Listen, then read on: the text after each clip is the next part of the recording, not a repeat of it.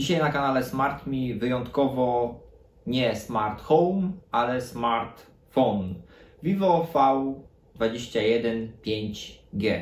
Jakby to trzeba było jeszcze zaznaczać w 2022 roku w nazwie telefonu. Zapraszam do recenzji.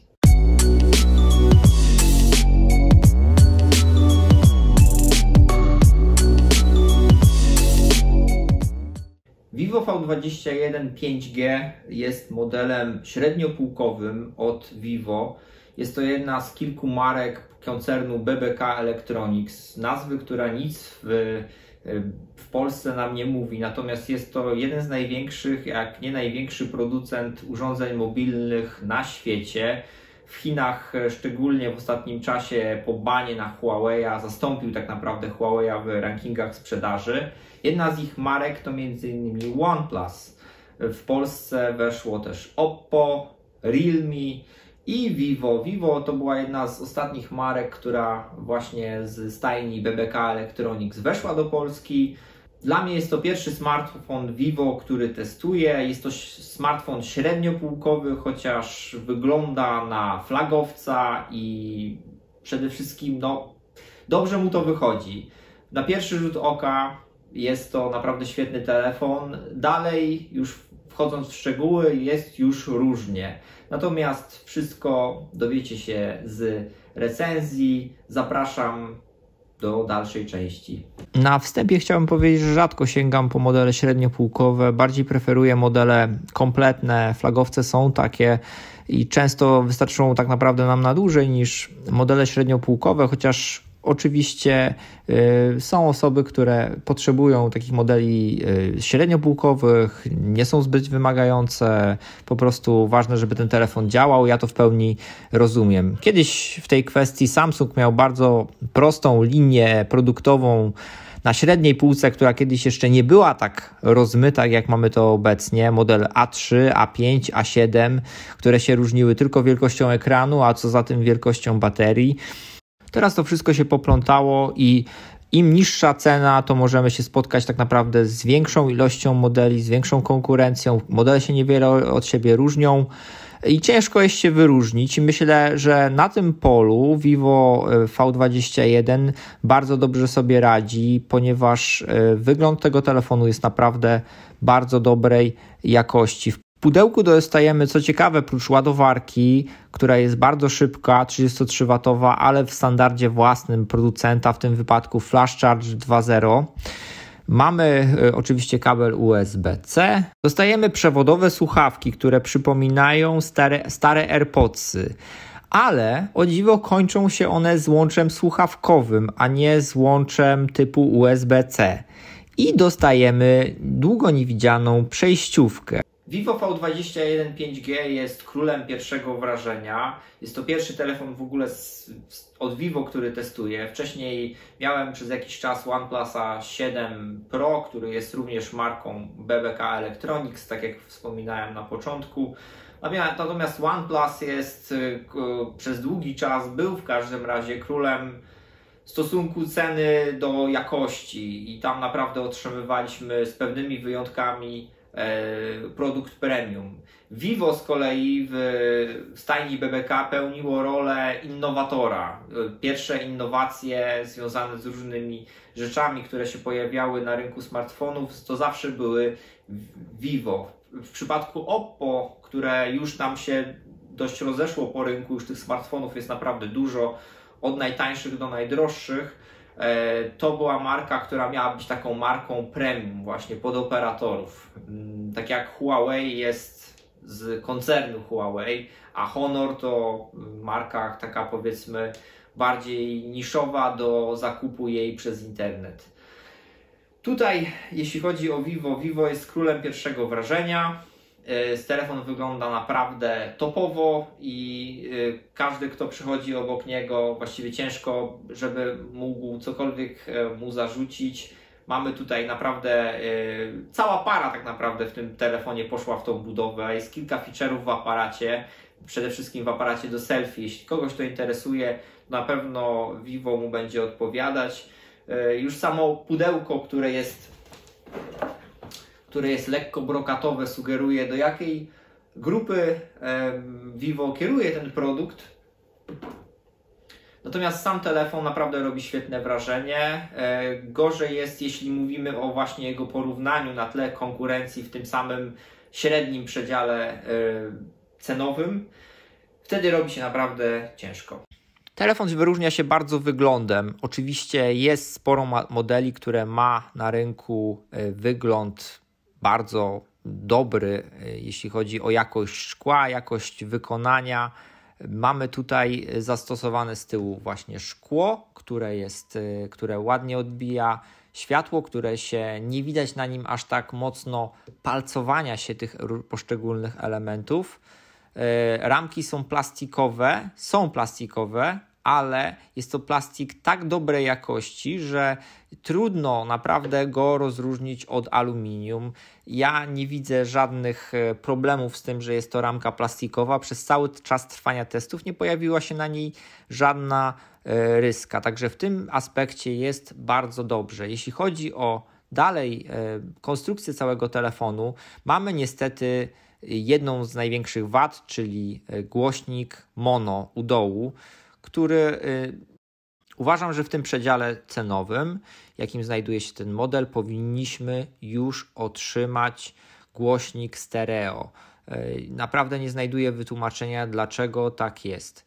Wyspa aparatów, jeśli chodzi o sam panel AMOLED zastosowany, wyspa aparatu do selfie, w tym wypadku jednego, ale o bardzo wysokiej rozdzielczości 44 megapikseli z optyczną stabilizacją obrazu, co jest oczywiście wyróżnikiem Vivo. Vivo bardzo się tą zaletą chwali.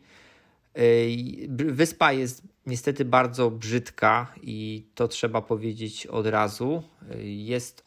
Nie jest zupełnie zaoblona, wystaje w taki sposób, gdzie naprawdę lepiej widziałbym w tym wypadku zastosowanie zwyczajnej dziury w ekranie niż stosowanie takiego rozwiązania. Przypomina mi to stare modele, pierwsze modele bezramkowe, gdzie te wcięcia były naprawdę brzydkie. Natomiast już w 2019 roku, jesienią, kiedy wyszedł model OnePlus 7T, on miał łezkę, ale to była właśnie zaokrąglona łezka, która bardzo estetycznie wyglądała. I dziwię się, że mamy 2022 rok, w tym wypadku premierę telefonu z drugiej połowy 2021 i nie potrafi Vivo zrobić ładnego wcięcia w ekranie, w telefonie, który chce przecież się wyróżnić wyglądem. Z tyłu mamy aparat 64 megapikselowy z przesłoną 1.8, ultra szerokokątny aparat 8 megapikselowy i 2 megapikselowy aparat makro. Jest to naprawdę przedziwny zestaw.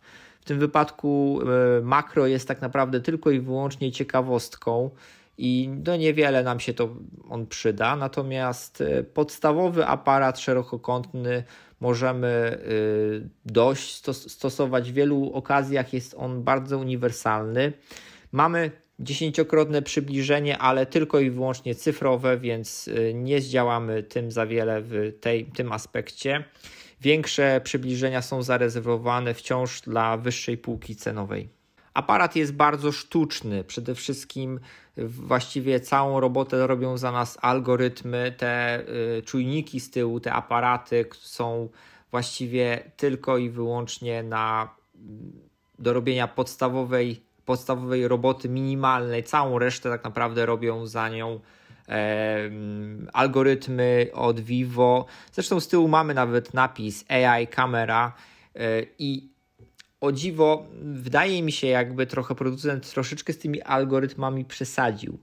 Z tego powodu, że zdjęcia są naprawdę przedziwne. Już stosowałem aparaty wielu producentów. Wiadomo, jakie zdjęcia robi Samsung na przykład w kwestii doboru kolorów, jak wyglądają mniej więcej zdjęcia iPhone'a, które są o dziwo bardzo zachowawcze w stosunku do tego, gdzie iPhony często lądują, jeśli chodzi o grupę docelową jej zastosowania. Natomiast tutaj mamy aparat, który robi bardzo dziwaczne, sztuczne zdjęcia. Zastanawiam się, jak można 1,5-rocznemu dziecku wygładzić cerę, natomiast ten aparat naprawdę to potrafi. Jeśli nie wyłączyć kwestii związanych z upiększaniem, to będziecie mieli naprawdę przedziwne rezultaty i ten aparat jest fajny sam w sobie, można się nim dużo pobawić, ma bardzo dużo opcji związanych z filtrami, jak choćby na przykład filtr cyberpunkowy chociażby, więc tutaj na czasie jest Vivo. Natomiast nie jest to aparat, który posłuży Wam do jakichś bardziej zaawansowanych rzeczy.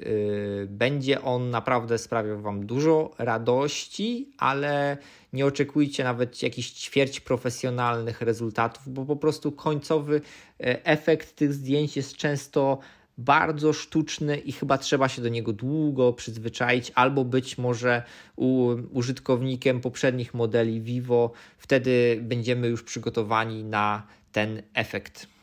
W przypadku zakupu tego telefonu nie dostaniecie 100% jakości za Waszą cenę, którą zapłaciliście. Znaczy, nie ma tutaj najlepszego stosunku ceny do jakości, jaką możecie znaleźć na rynku. Jest to po prostu kolejna propozycja, którą możecie rozważyć obok konkurencji ze strony Xiaomi, czy właśnie choćby Motorola, która też ma na tej półce sporo modeli. Tutaj przede wszystkim niestety mamy jedną wadę, która tak naprawdę mnie bardzo dziwi. Podejrzewam, że Vivo polega na tym, że nikt, kto tak naprawdę będzie używać tego telefonu, tego nie zauważy, natomiast jest to jakość ekranu. Niestety ten ekran, kiedy wyświetla coś jasnego, jednostajnie białe tło, kiedy przewijamy różne artykuły i tak dalej, jak tylko odchylimy ten ekran chociaż trochę od jego pozycji, wtedy widzimy od razu, że nie jest on w pełni biały. On nie robi się lekko ciemnawy, tak jak mamy w przypadku dobrych paneli OLED czy AMOLED w tym wypadku, tylko on robi się, mieni się lekko tęczowo, więc i to naprawdę pojawia się, jak tylko odchylimy go chociaż pod niewielkim kątem, więc jest tutaj to bardzo duża wada moim zdaniem, która nie powinna wystąpić, kiedy mówimy o smartfonie, który jest już w tej półce cenowej. Ekran jest 90 Hz i bardzo dobrze oddaje ruch. Oczywiście przewijanie, scrollowanie treści po Instagramie będzie szło jak masło.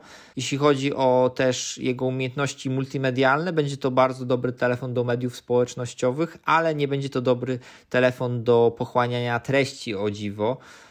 I za to odpowiada głównie brak głośnika stereo, o którym już mówiłem wcześniej, i tak naprawdę cokolwiek chcemy czerpać jakąś treść, radość z oglądania filmów, to musimy się zaopatrzyć w słuchawki, bo nie będzie to satysfakcjonujące. Ten głośnik jest naprawdę kiepski. Mam też zastrzeżenia do samej nakładki Fan Touch. Jej nazwa jest okropna, ale to nie jest jej największą wadą. Największą wadą, którą zresztą dowiedziałem się, wynika z najnowszej aktualizacji, bo wcześniej Vivo stosowało trochę swoich aplikacji, ale od najnowszej aktualizacji smartfony Vivo coraz bardziej wchodzą w usługi Google'a i nawet takie podstawowe aplikacje jak telefon czy SMS-y już przechodzą na aplikacje Google'owe. Ja wiem, że w wielu recenzjach smartfonów mamy do czynienia z taką sytuacją, że często są chwalone tak zwane czyste Androidy, że mamy do czynienia z czystym Androidem. Natomiast nie w tym wypadku. Według mnie ten smartfon, jego system, jego sposób użytkowania wywołuje wrażenie, że mamy do czynienia z czymś takim niedopracowanym, z taką taniochą, jeśli chodzi o software. Nie jest to takie dopieszczone, jak mieliśmy choćby w przypadku Oxygen OS, czy nawet choćby w nakładce, którą stosuje obecnie Samsung w swoich telefonach. Podsumowując, Vivo V21 5G to telefon, który jest królem pierwszego wrażenia. Na pierwszy rzut oka nie jesteście w stanie powiedzieć, że boki są z plastiku, nie wiadomo jakiej jakości jest szkło z tyłu, na całe szczęście jest to szkło. Ekran też nie jest idealny, natomiast ten telefon ma kilka wyróżników, może się spodobać wielu osobom, mi bardzo się podoba. Bardzo też dobrze koresponduje z designem modeli Vivo aktualnych z wyższej półki, więc nie zagłębiając się w detale, które już z każdym rokiem stają się coraz mniej ważne i naprawdę ciężko już tak naprawdę producentom zrobić bardzo zły czy kiepski telefon, będzie się nam używało go stosunkowo dobrze, natomiast trzeba pamiętać, że to nie jest król ceny do jakości, że ten telefon ma swoje wady, że są inne ciekawe propozycje na rynku, które można rozważyć, więc trzeba mieć to na uwadze przy decyzji zakupowej. Ja dziękuję Wam za oglądanie i zapraszam na smartme.pl do recenzji tekstowej oraz do innych filmów na kanale SmartMe. Na razie, do zobaczenia.